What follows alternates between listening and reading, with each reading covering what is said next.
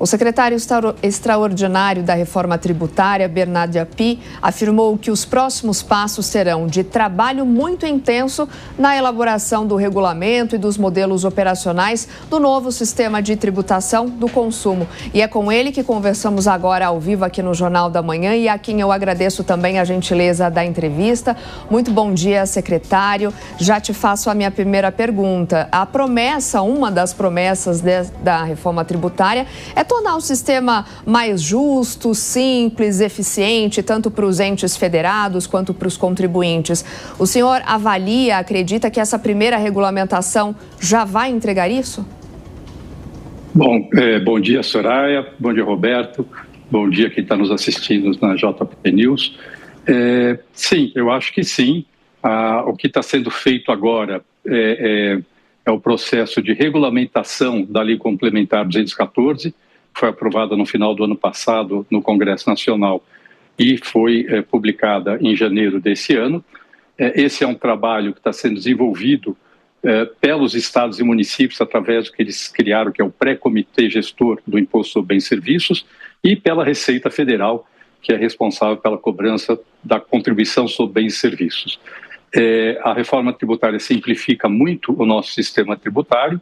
A lei complementar traz o detalhamento de como isso deve ser feito e agora nós estamos no processo de detalhamento do regulamento de questões específicas de como isso vai ser aplicado e, em paralelo, estão sendo desenvolvidos os sistemas que vão permitir que os contribuintes trabalhem com o novo sistema tributário e a ideia também é de fazer isso de uma forma muito mais simples do que é feito hoje em dia. Secretário Bernard Api, e em relação, por exemplo, a empresas, as pessoas jurídicas, no que diz respeito à nossa reforma tributária que deve entrar em vigor nos próximos anos, é importante também chamar a atenção para que elas já comecem a se preparar para isso, ou seja, acompanhar de perto esse processo de regulação? Com certeza, as empresas já deveriam estar se organizando em função dos impactos da reforma tributária. A reforma tributária muda muito a forma de tributar no Brasil. Hoje nós temos um sistema tributário extremamente complexo, com 5 tributos, PIS, COFINS e IPI, que são federais, o ICMS, que é estadual, o ISS, que é municipal, e vão passar a ter um sistema tributário com 2 tributos que têm a mesma legislação, que é o Imposto sobre Bens e Serviços, o IBS, que é dos estados e municípios, e a Contribuição sobre Bens e Serviços, que é da União. Só que, no modelo atual, tem uma série de fatores que afetam a formação de preços. Então, por exemplo, se eu contrato um serviço hoje, ele paga ISS, paga PIS/COFINS, e na maior parte dos casos eu não recupero o crédito correspondente a esses serviços que eu contratei.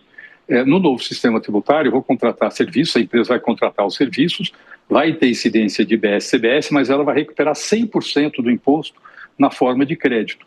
Então, na verdade, o custo líquido desse serviço, depois da recuperação de crédito, vai ter diminuído para a empresa que contratou o serviço.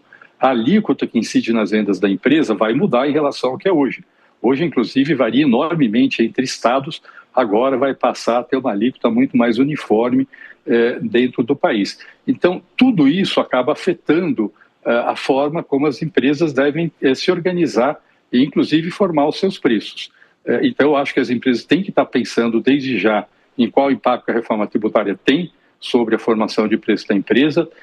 Elas têm que pensar em como elas devem fazer os seus contratos. Então, se a empresa tem algum contrato que vai além de janeiro de 2027, ela já deve estar pensando em quais são os efeitos da reforma tributária sobre este contrato. Então, acho que sim, as empresas já deveriam estar se organizando para se adequar aos efeitos da reforma tributária.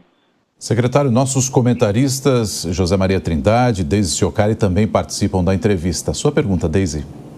Secretário, a proposta da reforma tributária é justamente simplificar, né? Mas os estados e alguns setores, eles indicam que eles vão perder, né? Então, existe uma possibilidade de garantia de que nem estados e nem os setores vão perder com essa reforma tributária? Ou seja, não vai haver um aumento de desigualdade para os estados e nem o setor de serviços vai perder com essa nova reforma tributária? Deise, na verdade, a reforma tributária no agregado, ela tem um efeito positivo sobre o crescimento do país, o que acaba beneficiando todo mundo. Quando a gente considera todos os efeitos da reforma tributária, é muito provável que depois de um período de 15 anos, 10 a 15 anos, o PIB do país seja no mínimo 10% maior do que seria sem a reforma tributária. E isso acaba beneficiando toda a economia brasileira, todos os trabalhadores, todos os empresários e todos os setores da economia brasileira. O que existe é que existem algumas mudanças de preços relativos. Alguns setores que são excessivamente tributados hoje vão ser menos tributados, outros setores que são poucos tributados hoje vão ser mais tributados com a reforma tributária, equalizando a tributação em relação ao que nós temos hoje. No caso do setor de serviços que você colocou, o que nós temos é que serviços prestados ao consumidor final, como por exemplo saúde, educação, vão ter uma alíquota reduzida. Os serviços que estão no meio da cadeia, serviços prestados para empresas, sobretudo, eles vão ter uma alíquota mais alta do que é hoje, mas como eu disse antes, o imposto que esses prestadores de serviços pagarem vai ser recuperado na forma de crédito pela empresa que contratou esses serviços. O que significa que o custo líquido, depois da recuperação de crédito para a empresa que contratou os serviços, vai ser menor do que é hoje. Isso é o que a gente chama de eliminar a acumulatividade que existe no sistema tributário atual. E isso, na verdade, vai acabar beneficiando todo mundo. Nas vendas para o consumidor final, pode ter algumas mudanças de preço relativo, mas não vai ser nada de muito forte em relação ao que a gente tem hoje. E no caso específico dos estados, Daisy, o que acontece é que tem alguns estados que vão aumentar a participação no bolo tributário e outros que vão reduzir. Mas quando a gente incorpora o efeito da reforma tributária sobre o crescimento, a gente vê que, na prática, todos os estados e praticamente todos os municípios do Brasil são beneficiados pela reforma tributária. Além disso, o efeito da reforma tributária sobre a receita dos estados e dos municípios, ele tem uma diluição num prazo muito longo de 50 anos. Isso não é importante para as empresas. Para as empresas, a transição começa em 2027, acaba em janeiro de 2033, já tem um novo sistema tributário. Mas na distribuição da receita para os estados e municípios, tem uma transição muito longa, de forma que esse efeito seja diluído ao longo do tempo. Então, é verdade, sim, alguns estados e alguns municípios reduzem a participação no bolo e os outros aumentam.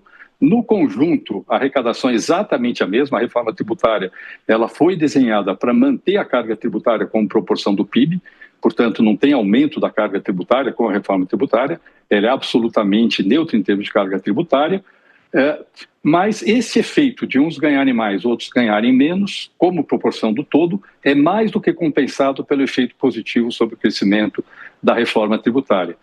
Então, no fundo, é um jogo de ganha-ganha. Esse é o ponto importante para a gente entender a reforma tributária. Se as pessoas olharem para a reforma tributária como um jogo de soma zero, em que um ganha, o outro perde, de fato vira uma equação política difícil. Se a gente entende que a reforma tributária ela beneficia todo mundo, porque ela faz a economia crescer mais, aí a gente passa a entender que na prática, praticamente nenhuma empresa, nenhum setor e nenhum ente da federação vai ser prejudicado. Agora a pergunta de José Maria Trindade. Pois é, secretário, salve. Eu não consigo falar da reforma tributária sem lembrar lá de trás, eu acompanhei desde o Mussa Demis, que morreu tentando aprovar a reforma tributária, depois Germano Rigoto, depois Luiz Carlos Rauli, Sandro Mabel, e quando o senhor foi chamado para coordenar esse processo, eu confesso que não acreditava nesse resultado final. Mas não foi exatamente o seu projeto aprovado, ele foi modificado, é natural isso no Congresso Nacional. Eu queria saber do senhor se mudou muito do projeto que o senhor apresentou, né? Que não era só seu, tinha outras mãos ali trabalhando no projeto original, e a briga nova que eu estou acompanhando e que pouca gente fala entre os municípios grandes e os pequenos, né, através das suas representações aí, pelo controle daquele órgão de distribuição. Vamos lá. Com relação ao projeto, o projeto, que é a PEC 45, que foi a base da discussão da reforma tributária, não é sequer um projeto do governo, é um projeto do Congresso Nacional que foi feito com base em um trabalho que foi desenvolvido no Centro de Cidadania Fiscal, onde eu trabalhava antes de vir para o governo. Mas não é um trabalho só do Centro de Cidadania Fiscal, é uma construção coletiva, em que, na verdade, todo o setor empresarial brasileiro, advogados tributaristas, um grande número de auditores fiscais participou da União dos Estados e Municípios, participou na elaboração deste projeto.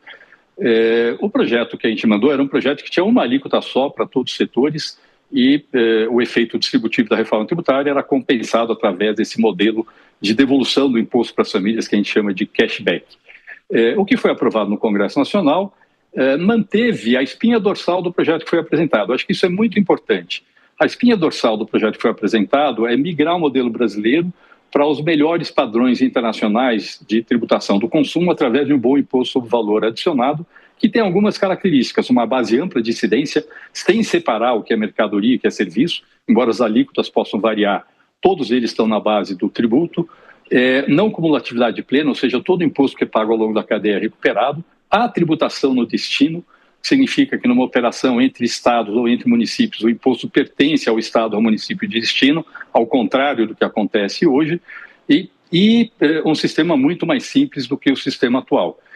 Além disso, com esse modelo de uma gestão compartilhada do Imposto sobre Bens e Serviços pelos estados e municípios através do Comitê Gestor do Imposto sobre Bens e Serviços. Essas características foram mantidas no projeto e eu diria que a espinha dorsal do projeto claramente está mantida. O que o Congresso fez, e é natural que isso aconteça numa democracia, foi colocar algumas exceções setoriais, alíquotas menores para alguns setores, mas isso é parte da democracia.